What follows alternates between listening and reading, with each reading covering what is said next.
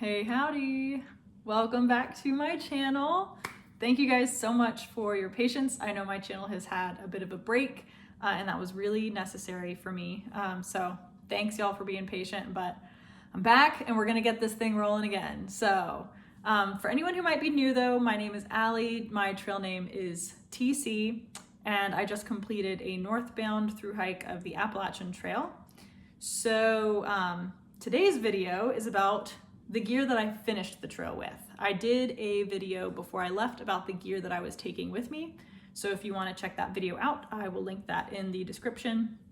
And that might kind of just help you see what the changes between the pre-list and the post-list might be if I'm forgetting any. But yeah, I'm gonna try and go through it as thoroughly as possible and let you know how I feel about stuff. So yeah, also the lighter pack list link will be in the description as well. All right, without further ado, let's get into my finishing gear list.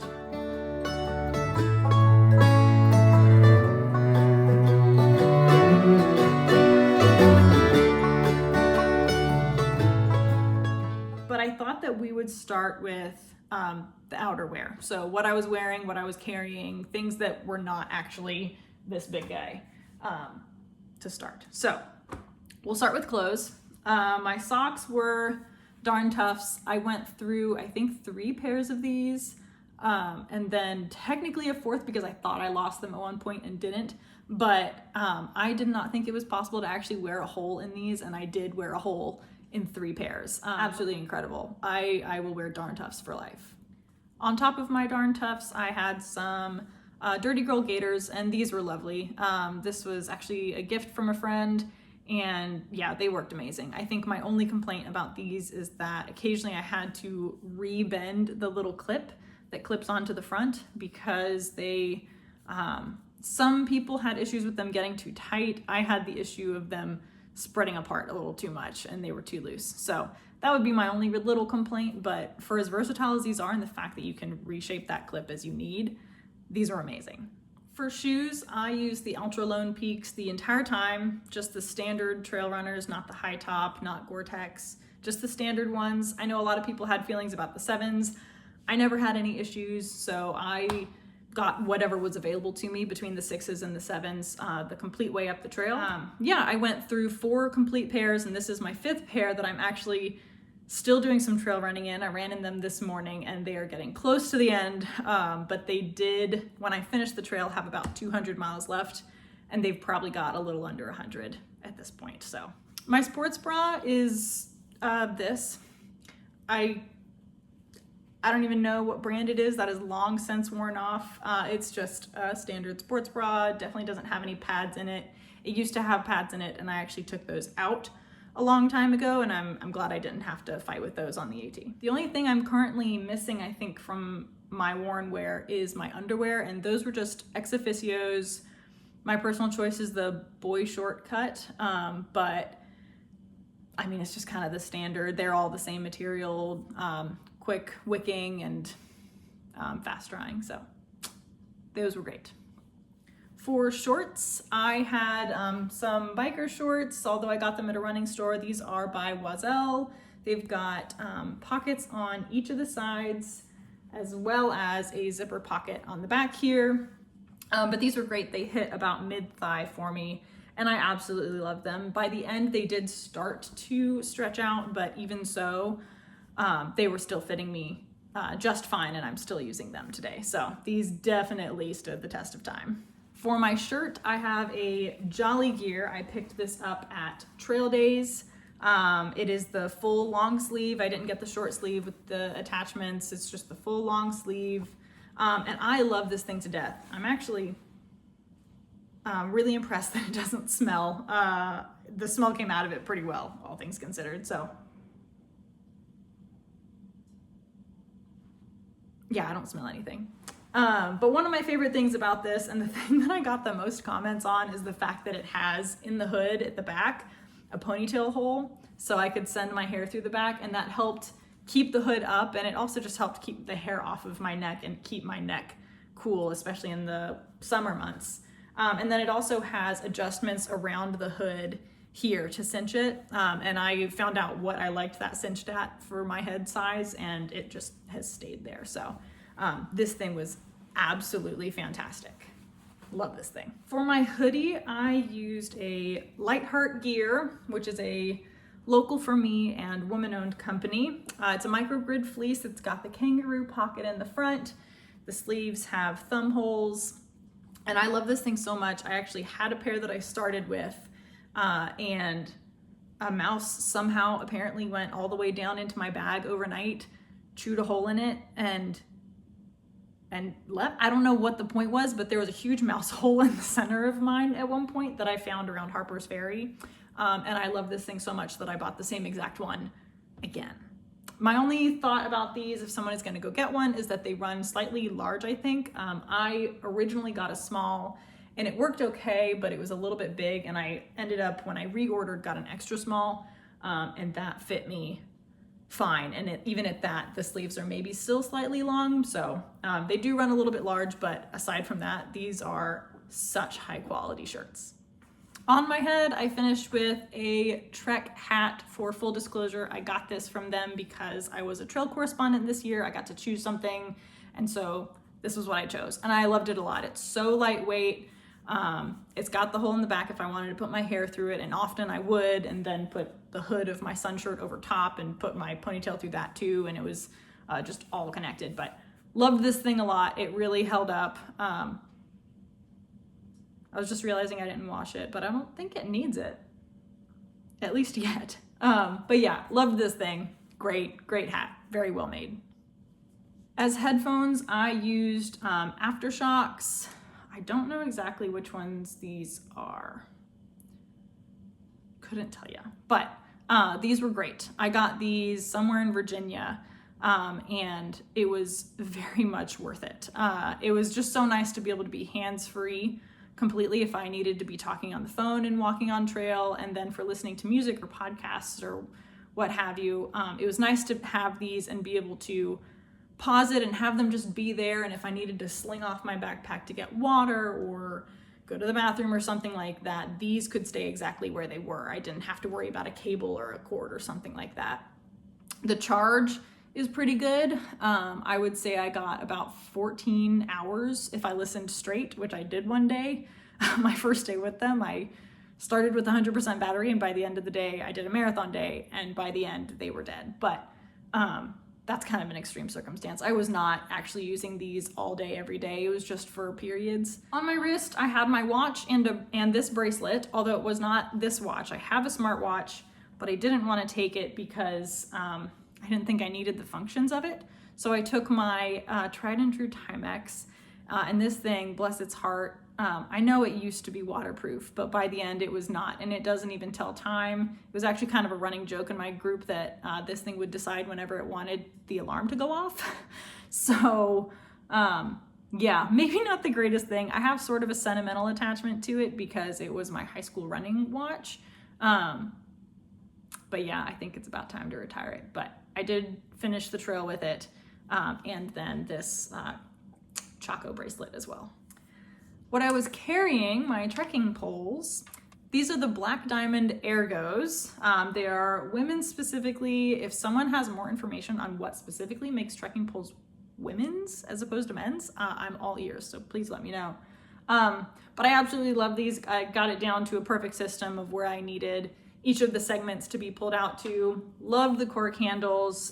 They did amazing. I only ever got one blister, and that was at the very beginning when I think my hands were just kind of getting used to this every day. But yeah, absolutely loved them. The only maybe complaint, although, I mean, keep in mind, this is 2,200 miles, but the straps here are starting to fray, but they still, I mean, they're still working absolutely amazing. But never had any issues with the tips. That is the tips as I finished the trail with them. Never lost any. Never had any issues. So yeah, absolutely love these.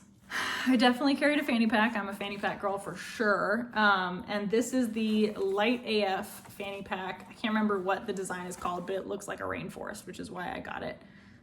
Really big into botanicals. So the front pouch here I reserved entirely for my phone. That's the only thing that ever went out there. I was always too nervous that something else was gonna fall out. Not for fault of the design, just I wouldn't be able to stop thinking about something else being there. And I was using my phone regularly enough for vlogging that I needed it to be easy access. So nice to have. Inside, I kept a handful of things. Well, for one, I have some stickers and just random things that I picked up along the way that I apparently haven't cleaned out of here. I have my wallet. This wallet is a Dyneema wallet from Mountain Blaze. They're friends from up in Maine. They are previous thru hikers, and they do a really great job. This thing kept my stuff really well protected, and I've got a little coin on there that says friend that Moose bought for me at one point in time. But yeah, great wallet, absolutely loved it. Super lightweight, kept all my stuff together. It's got one divider inside so you can kind of keep your more used cards or cash separate from cards, things like that. So yeah, love that.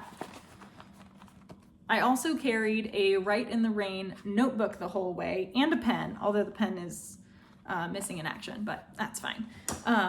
I did take this the entire way. I have little notes on every single day as to how far I went, where I went, and the highlights from the day. I'm not much of a long sentence journaler, but I basically did bullet points for what happened each day, and I have looked back at this a few times. So look at this. On June 19th, there was a pink privy. Anyway, lots of little nuggets of memories in here. Definitely recommend. And I did use the entire thing all the way up to the last page.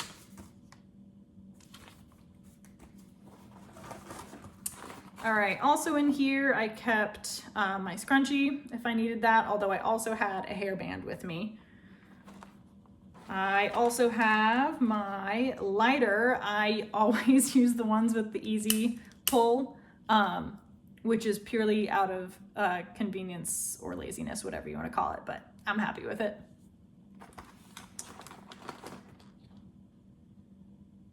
And I also carried my neck knife. My neck knife was periodically out and sometimes in the fanny pack. It depended entirely on the area I was in and how comfortable I was feeling. But I absolutely loved this thing. It held up really well. I don't have any issues with it. I think I just probably need to clean some cheese off the blade or something. But this thing was absolutely fantastic. I picked it up at the NOC because I lost my knife in Franklin, and this thing went the rest of the way with me. And it was great. Okay, I think that is everything on the outside. Now let's get into this baby. We did name our packs at one point, and I decided to name mine Bertha because she's not concise. She's not that heavy, but she's bulky. So, and that's fine. All right, we will start with the stuff that's on the outside. My camp shoes, or water crossing shoes, or town shoes, whatever you want to call them, were just some Tevas, basic Tevas. I found them on sale at REI.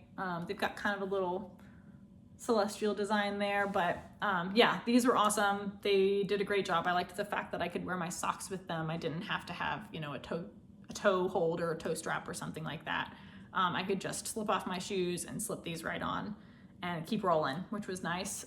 They also dried out really fast, which was great. The straps took a little bit longer because they're fabric, but I mean, all things considered, no complaints about these. All right, in the front pocket, we have my rain cover. This is from Sea to Summit. I did get a second one, and I did actually place a warranty claim on the first one that I had. It just stopped being waterproof. And I started to see some micro holes and things like that. So I contacted them and they sent me a new one. So that was pretty cool. I did get a size large for a 70 to 95 liter pack. This is not that size pack, but because I've got the pad up here, I needed the large cover to cover that also. But when they're new, these work great, but these definitely have a lifespan. I also carried in here a lot of my hammock stuff, which goes on the outside. That way when I got to camp, especially if it was raining, but even if not, I could go ahead and throw up my hammock and my tarp and everything and have that up quickly so that the rest of the things could happen after my shelter was up. So in the outside, I have my hammock. This is the Jungle Nest. It has the attached bug net, and this thing is home sweet home right here. I love this thing. I'm sure that they make lighter ones, but I didn't really care. I was really happy with this. It is a bunch end hammock, and yeah, it absolutely served me well. It's got one pocket on the inside, and it has a ridge line also.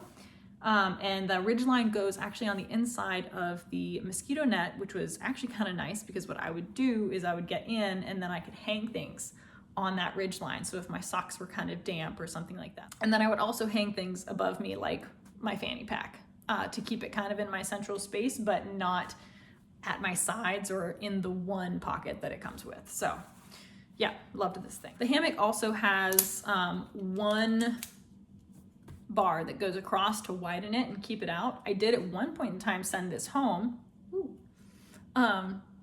And then I quickly got it back because I found out, I was testing to make sure it was worth it to me to carry this, to have it stay wide, and it absolutely was. So it was nice to not have the hammock falling in on me. So one bar, that's not the word, one pole.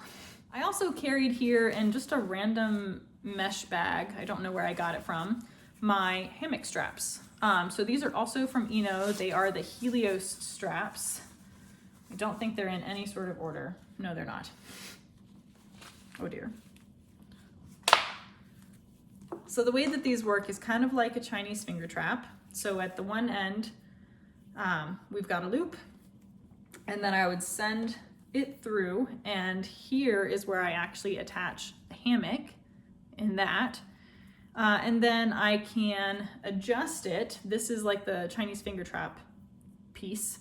One of these cords over here that connects to the part that goes around the tree, I can pull to loosen. Kind of weird when it's not actually around a tree, but you get the gist. It just went out. And then if I need to tighten it, and I would always do this after I actually hung the hammock, I would tighten it to the point that I wanted. You just pull on this and it tightens. So super great. Loved these. Didn't have any issues with them slipping. Yeah, they served me really well. Also in here, I carried my poop kit, and it was all together in a bag that I almost immediately after finishing the trail threw away. So I don't have all the pieces anymore. But in a plastic bag, I carried my trowel, which is a deuce number 2. And then I have duct tape wrapped around the handle here, which I did have to use a couple times. Also in my poop kit, I had toilet paper, wet wipes, and hand sanitizer. All right, also in here, I ended it with it because we started getting some cooler nights toward the very end, although I didn't carry them the whole way, but I always carried some hand warmers. I know I could have gone without these. My pack just never got to a point where I felt like I needed to cull every possible ounce. I never got to that point, I guess. So I didn't mind carrying these just for the peace of mind that if for some reason we really got a cold snap, I had these to use.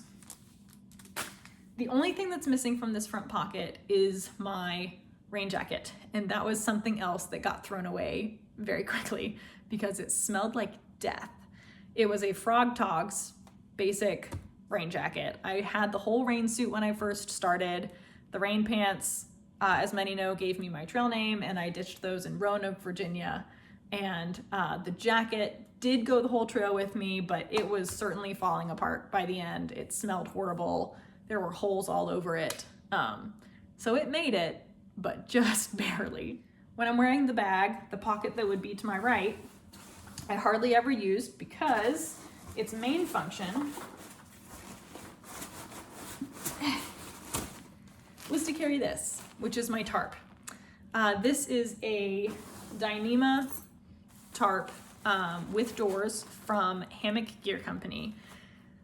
My setup is not very high tech, not super high end, except for this piece. I decided to spend my money to invest in the tarp as opposed to any of the other pieces. I'm so glad I did. For as much rain as we got, And for how heavy the tarps can be, this was absolutely amazing. It does have doors, like I said, so I could close in the ends. I loved this thing. It was maybe slightly see-through, which I see people complain about, but I never really had an issue with that. I still was changing just fine in my hammock, and if I ever needed to, I could stand up behind it and have basically like a curtain that I was changing behind, and I never felt like people could actually really see me. It's not that see-through. So yeah, absolutely loved this thing. Along with that, I needed stakes. And I didn't use any special stakes. I used the stakes that it came with, and I never had any issues. They're just these. I believe they're titanium, but yeah, just a little hook. They kind of look like a walking stick. Also in this pocket is a luxury item, is my monocular. This thing was so popular in the White Mountains and in Maine. I didn't get it until later in the hike. This thing, almost every water crossing we came to, we would be out there passing this thing around, looking for moose. I looked at so many birds with this. I was looking at the ranges with this. I was looking forward to find the trail on the next mountains. This thing was so great. It's basically a pound. So I don't think everyone's gonna want to carry it, but being a nature nut that I am, and really valuing that, this was worth it to me. The brand is Sinboss. I'm not totally sure, but it's right there. Anyway, I loved this. And that's everything from that pocket. In the other pocket, which would have been to my left, I had a bunch of stuff that's not here now because this was the pocket that I carried my water in. So in this pocket, I always had a 1 liter smart water bottle or life water bottle that was dedicated as the dirty bottle. So that was the bottle that I was filling up from water sources with. I know a lot of people carry scoops. I never found the need for a scoop, so I didn't. Attached to my dirty water bottle at all times, it just stayed on it, was my Sawyer Squeeze. It's the full size. I broke the lid, or like the top cap for it, but what's cool is that a smart water bottle lid is the same size. So I could just use my extra smart water bottle lid for this, which was great. I never had any issues with it. A couple times I even lent it out to others because for some reason theirs would slow down or what have you. I did back flush it, probably not as much as I should have, tale as old as time, but I probably did every other town stay, maybe every 3 town stays, something like that. So not quite every one, let's say every 2 to 3 weeks. I don't know if that's enough or not, but that's what I did, and the flow stayed good enough that I can still use it. So I am. Also in this pocket, I carried my umbrella, which was just a cheap Walmart umbrella that I picked up in Franklin, North Carolina. I carried it all the way up until Summit Day. And then I actually sent it with my dad, so I didn't have to carry it up Katahdin, but it did make it all the way with me. And it was so rested by the end that I almost couldn't click the button to get it to go out. And when I got it to go out, I couldn't get it to click back in. So it hit the trash can a while ago, but I did also have an umbrella in here. That pocket also was the only one I had an issue with tearing. So I actually sewed on with floss an AT patch. So got a little bit of decoration there just to keep it going. On the straps, on my left strap, I had a water bottle carrier from Chicken Tramper Ultralight Gear. And I loved this thing. That made such a difference for me for hydration. I always had a smart water bottle with the sport cap in this pocket. And that, to get the sport cap, you had to buy the size that was just under a liter. I can't remember what the exact fluid ounces was, but that always stayed in here. And that was always the most water that I carried. 1 liter of dirty water and then almost a liter of clean filtered water ready to drink. And I never needed any more than that. That served me well.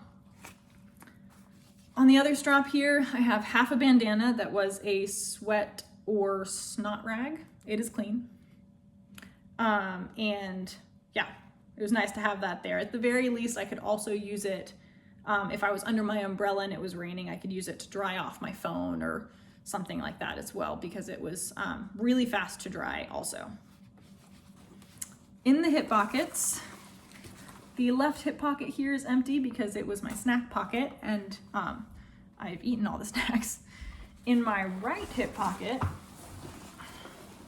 we have a bunch of stuff. I have a Rology cork ball. This thing was amazing for rolling out my muscles, but most importantly for me was rolling out my feet. That, to this day, is the thing that I still feel from the AT, is my feet, and I still have a little bit of a hobble from that, so definitely tend to the dogs. I also carried a tiny thing of bug spray. Knowing what I know about what DEET does to amphibians, I couldn't use DEET, so I always went with Naturpel. It's just a DEET-free version, and I never had any issues with it. I know some people will say that it doesn't work quite as well, but it worked fine for me, so I stuck with it. I also carried a tiny thing of sunscreen that I maybe used once. I probably should have used it more, but here we are. I also had my head bug net in here. This is just one that I got from Walmart. It's got a cinch down below. If anything, I wish it went a little lower because it kind of cinched like in the middle of my neck, which sometimes got irritating, but it worked great, and I was really happy to have it easy access, because the moments where you are suddenly done with the mosquitoes being in your face happens so fast. So having this able to whip it out on a dime and just throw it on top of my head was vital. And the last thing I have in this pocket, I think, is the bane of my mother's existence. It's a mystery pill bag. It has holes in it, and it has pills in here that are basically Pepto-Bismol pills that are super chalky, and they have gone everywhere. So this thing, every once in a while, emits like a puff of, I don't know if you can see that, like a puff of Pepto-Bismol powder. In here, I do have a cheat sheet, so I know what all the medications are, but I have Pepto-Bismol pills, ibuprofen, melatonin, I had doxycycline, and I also had a medication for traveler's diarrhea, just in case I had any issues with that. Luckily, I did not need either of those two bigger medications. I got those from my doctor before I left, and now I guess I got to figure out what to do with them, but mystery pill bag. And then the final thing on the outside here is my pad. Now, I probably get the most questions about this pad. And I got the most comments before I left from people saying that I was going to die on the AT because this was not going to keep me warm enough. And I didn't die, so I think I'm okay. It definitely has gotten more compact since I went out, but it started as probably about a ½ inch thick. I don't know what this is. People keep asking me. This is something that we just had in our basement, and I cut it to the size of my sleeping bag because I knew I didn't need more than that, and it has worked great for me. I can't even tell you what brand or what company might have made it because it is probably 30 years old. It did start in better condition. You can tell that because it stayed on the outside of my pack, the corners or the sides got beat up, but she's a trooper. She did amazing. I always used it in my hammock, even in the summer, because that cool breeze can really cool you off. So all season, all year long, I used this. I chose specifically to do a pad because it gave me the versatility of cowboy camping or staying in the shelters, and I wanted that. I know a lot of people use underquilts for hammocks, and partly because this was something I had and I didn't have to buy a new piece of gear, and also because I wanted that versatility, I went with this, and it worked great. I slept in nights down to 12 degrees and wind with this and was fine. So, sleeping pad. Okay, that is everything from the outside, so let's go in. Right on top of the bag, for easy access, and lunch, is my bear can. So obviously this thing got quite decorated as I went. I have on top a little duct tape container that holds a random card. It's an old gas card actually. that I used to help me open the bear can, especially when it was wet or cold outside. That made a huge difference. I did also include some reflective tape so that if I was ever needing to put it away or find it in the dark with a headlamp, I could. A couple things stayed in here besides food, of which there's, oh no, there is. There is food in here. Okay. Yeah, food. My condiment bag and the cutest little honey in the world. All right. Aside from that, I had my toiletry bag. In here, I'm not going to take it all out. I'm just going to explain to you what's in here. I have wet wipes. I have a little travel thing of Dr. Bronner's. I think it is, oh no, it's peppermint. Thought it was unscented. It's peppermint. I have a little thing of Barbasol shaving cream.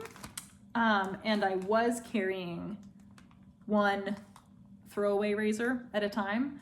I don't shave in regular life, but for some reason what happened on trail is I found that shaving was like a little luxury that I could give myself in town to feel, you know, fancy and clean and like I wasn't living in dirt.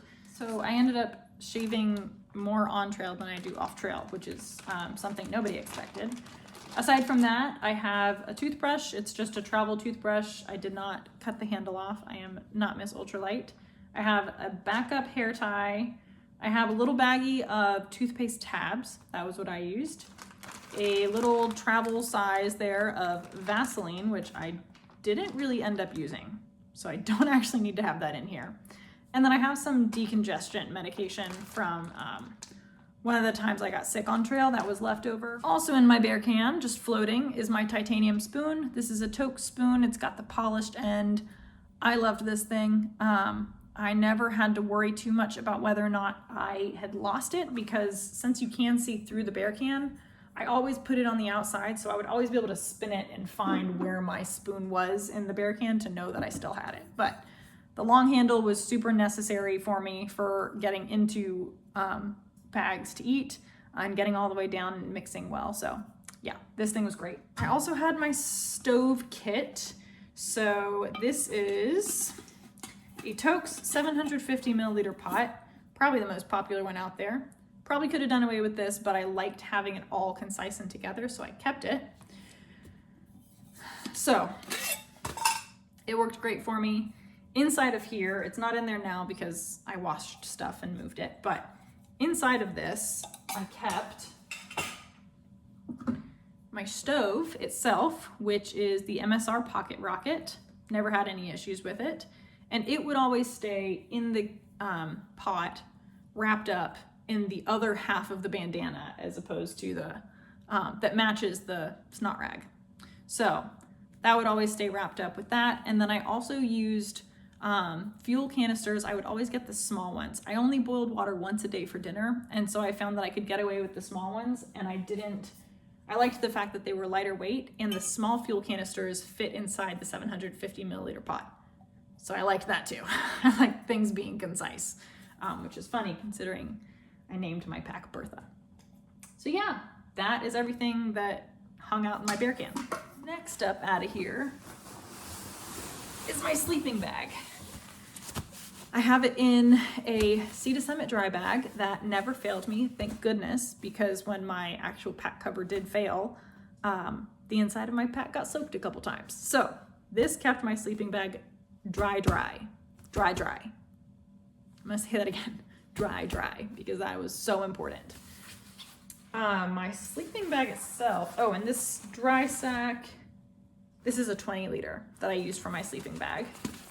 Probably could have done maybe the next size down. I can't remember how many sizes they have, but I have that much extra on top.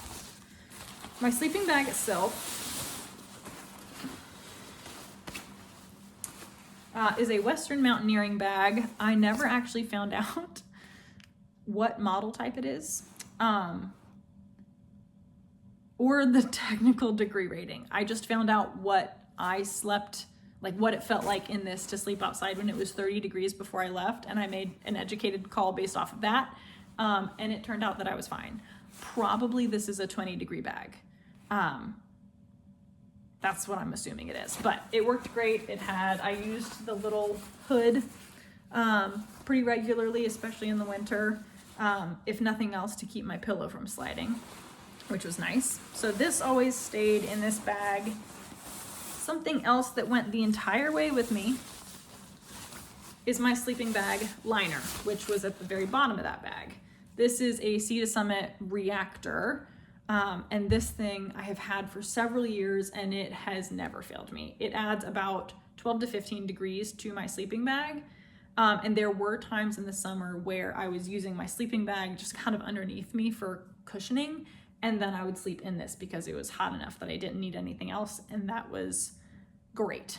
So I did end up sleeping in this in my sleeping bag a few times though by the time we got to southern Maine, because it cooled off a couple nights and I was happy to have it. So Sea to Summit sleeping bag liner.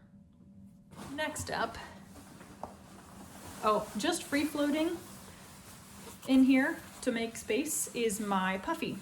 Also because often when I was setting up, about this time in setting up after I put out my bedding, I would get cold. So about this time I would want to layer up anyway. So this is a Patagonia Nano Puff. I've washed it, but this does still have a slight odor. It's fine. It does have the hood. I thought that was really important, and I was right. I needed the hood for sure. I loved this thing. This paired with my fleece kept me nice and toasty. Also just kind of free floating is my pillow. I found this in a hiker box. It is definitely larger than one I would actually probably buy, but it's a Sea to Summit pillow. And let's see, here's what the back valve looks like. I found out that I liked the feel of the back actually better than the front, so I often slept on it upside down. But I picked this up, I think somewhere in Virginia, and washed it. It got washed a couple times and then air dried, but this was awesome. I had never owned a camp pillow. I had always done the clothing bag with a buff around it method, and that's what I started the AT with, but and I could go back to that, but I really like having a pillow. At some point I will probably invest in one that's not so large, because this would often, I would almost like fall off of it, and it was like bigger than the head of my sleeping bag. So I probably want a little bit of a smaller one, but it worked awesome. It still holds air perfectly. So I don't know why whoever got rid of it did, but it works for me. Here's my clothing bag.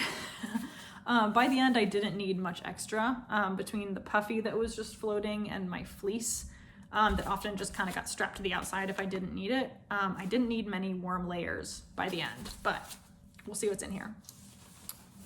So I did keep my Long John leggings with me the whole time. These are -53. These are merino wool, and I did prioritize that for my base layers.